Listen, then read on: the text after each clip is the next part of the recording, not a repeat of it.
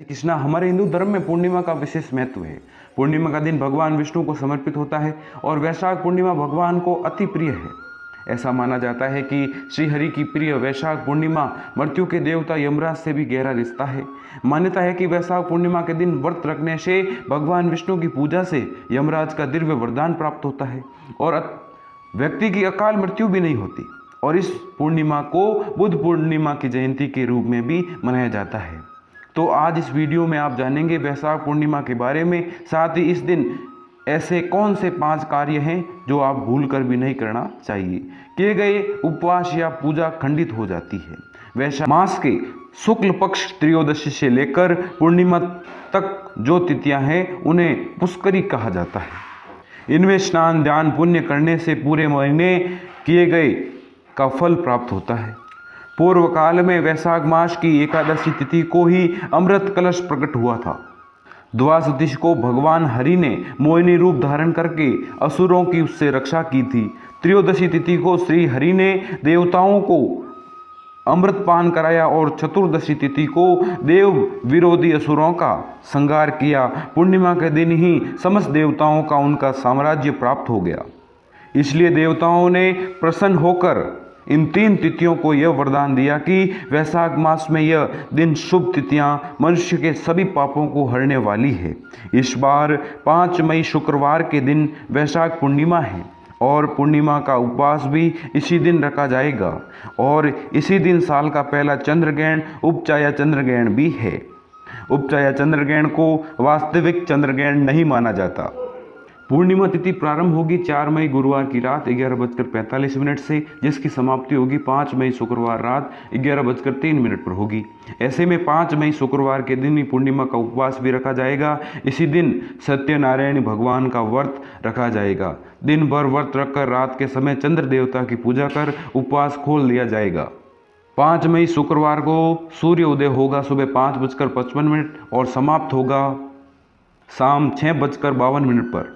ऐसे में उस दिन ब्रह्म मुहूर्त का समय, जो कि पवित्र नदियों में स्नान करने के लिए, सुबह की पाठ पूजा करने के लिए, जाप करने के लिए उत्तम होता है, 4:18 से 5:06 तक रहेगा। राहु काल का समय, जो कि अशुभ मुहूर्त में गिना जाता है, सुबह 10:30 से लेकर दोपहर 12 बजे तक रहेगा। और चंद्र उदय का समय इस दिन रहेगा 6:42 पर। माँ के समय आप चंद्र देवता की पूजा करें और इसके बाद से भी आप अपना व्रत या उपवास खोल सकते हैं। जबकि चंद्रग्रहण लगता है, चंद्रग्रहण की समाप्ति के बाद चंद्र देवता की पूजा करके चंद्र देवता को अर्घ देना चाहिए, क्योंकि यह ग्रहण शुक्रवार की मध्य रात्रि में लग रहा है। मध्य रात्रि में ही समाप्त हो जाएगा, तो चंद्र देवता की आप अगले दिन चंद्र अस्त होने से पहले पूजा कर सकते हैं और उससे पहले भी आप चंद्र देवता की पूजा कर उन्हें अर्घ देकर फिर उसके बाद दिन में कभी भी दान दे सकते हैं। हालांकि जो लोग पूर्णिमा का उपवास रखते हैं वे लोग सुबह से लेकर शाम तक व्रत रखते हैं। अगर बात करें साल के पहले चंद्र ग्रहण की, तो हमारे देश में ये दिखाई नहीं देगा। अगर दिखाई नहीं देगा तो इसका सूतक भी हमारे इस देश में नहीं लागू होगा। क्या इस दिन व्रत रखना सही रहेगा? 5 मई शुक्रवार की रात 8:45 से चंद्र ग्रहण प्रारंभ होगा, जिसकी समाप्ति मध्य रात्रि में 1:02 पर हो जाएगी।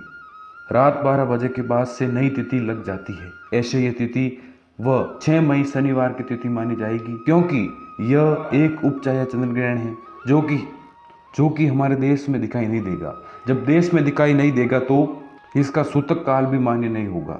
ऐसे धार्मिक कार्य आप आराम से कर सकते हैं। किसी भी प्रकार का कोई सूतक मान्य होगा ही नहीं।